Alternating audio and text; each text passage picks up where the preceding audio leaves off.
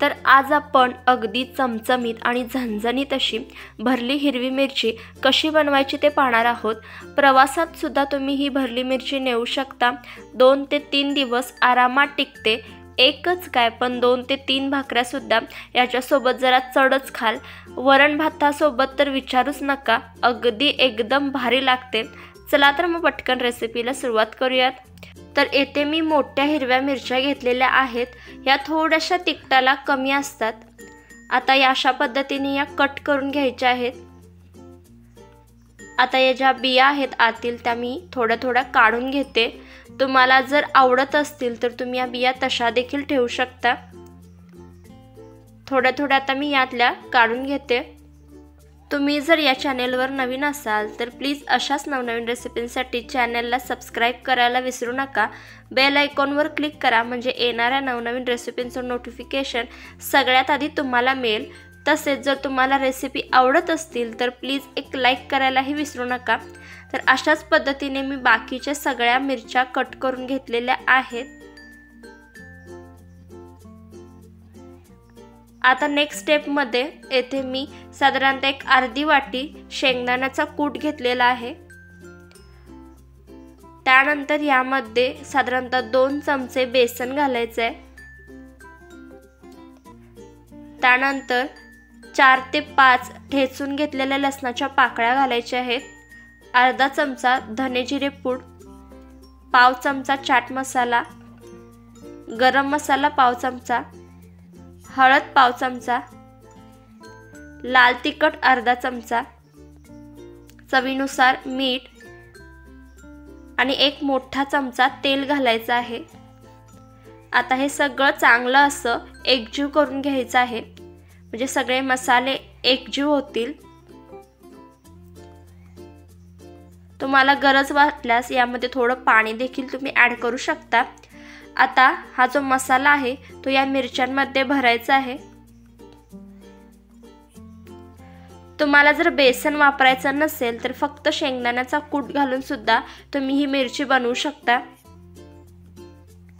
अगदी झटपट तयार होते आणि चवीला तर काही विचारूच नका, एकदम भारी लागते, चटपटीत आणि झणझणीत अशी होते। तर अशाच पद्धतीने आपण बाकीच्या मिरच्या सुद्धा भरून घेऊयात। तर इथे सगळ्या मिरच्या मी भरून घेतलेल्या आहेत। आता कढईमध्ये थोडं तेल घालायचं आहे। तेल चांगलं असं तापलं की त्यामध्ये थोडंसं मीठ घालायचं, कारण मिरची वरून थोडी अळणी होते त्यामुळे त्यासाठी एक थोडंसं आपण यामध्ये मीठ घालणार आहोत। त्यानंतर एक साधारणतः चिमूटभर हिंग घालायचं आहे म्हणजे छान अशी टेस्ट येईल। आता ज्या आपण भरलेल्या हिरव्या मिरच्या आहेत त्या यामध्ये घालायच्या आहेत।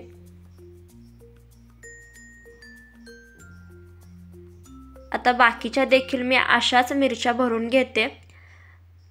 गॅसची फ्लेम एकदम मंद ठेवायची आहे आणि मंद आचेवरच या मिरच्या आपल्याला शिजवून घ्यायच्या आहेत। साधारणतः 1 मिनिट भरानंतर खालून या आता चांगल्या अशा भाजलेल्या आहेत। आता आपण परतून घेऊयात। परतून घेऊन दुसऱ्या साईडने देखील अशाच पद्धतीने या आपण भाजून घेणार आहोत।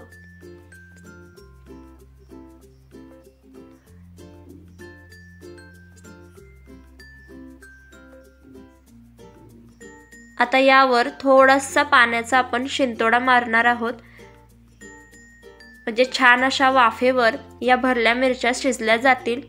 आता यावर झाकण ठेवायचं आणि 1 मिनिटभर तसंच ठेवून द्यायचं आहे।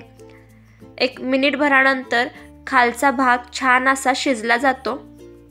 आता पुन्हा एकदा परतून घ्यायचा आहे